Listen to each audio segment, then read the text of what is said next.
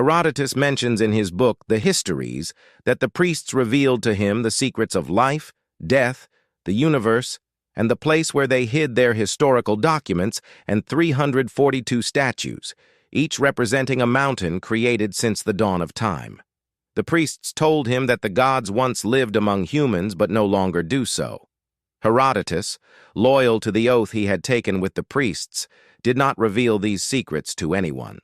Many Greek and Roman travelers who visited Egypt recounted parts of its history, and it is certain that they judged what they saw or heard from their own perspectives, based on their understanding and the influence of their own cultures and religions.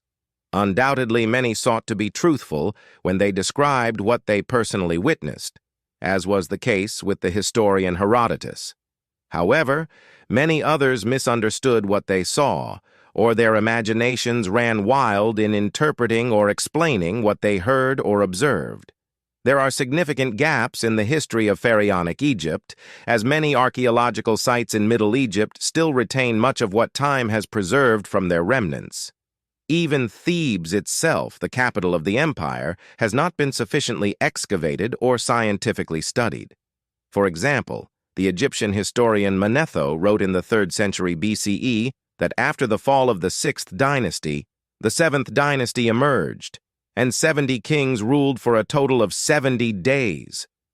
There is no convincing explanation for what actually happened, except if documents were discovered that shed light on what befell these kings, such as those written on the Turin Papyrus or in the Abydos king list.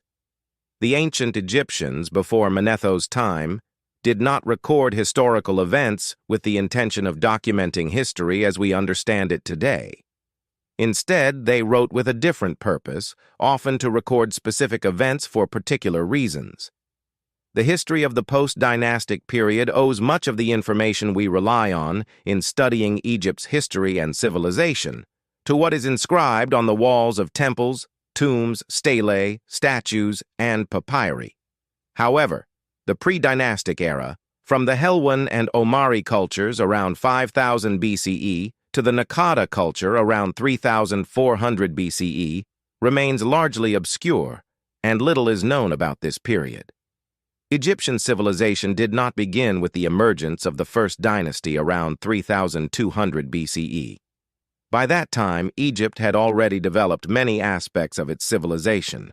Agriculture and irrigation methods were highly advanced, and Egypt had mastered metal extraction, especially gold and copper, from the mines of the eastern desert. The techniques for quarrying hard stones and crafting statues were also well developed. There was a thriving internal and external trade, with maritime activity in the Red Sea facilitating commerce with Asia, conducted through trading ships.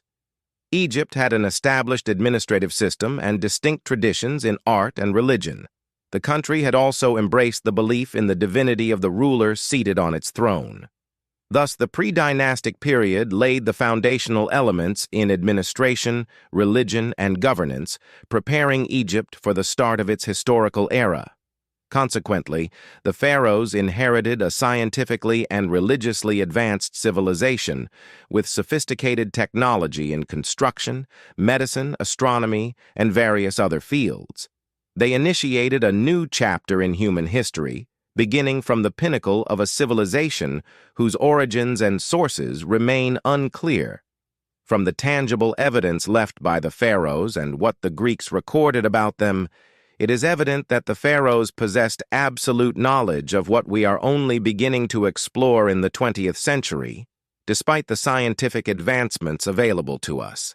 They had knowledge of life, the afterlife, the universe, and many of its secrets, as well as a firm belief in the immortality of the soul and resurrection after death.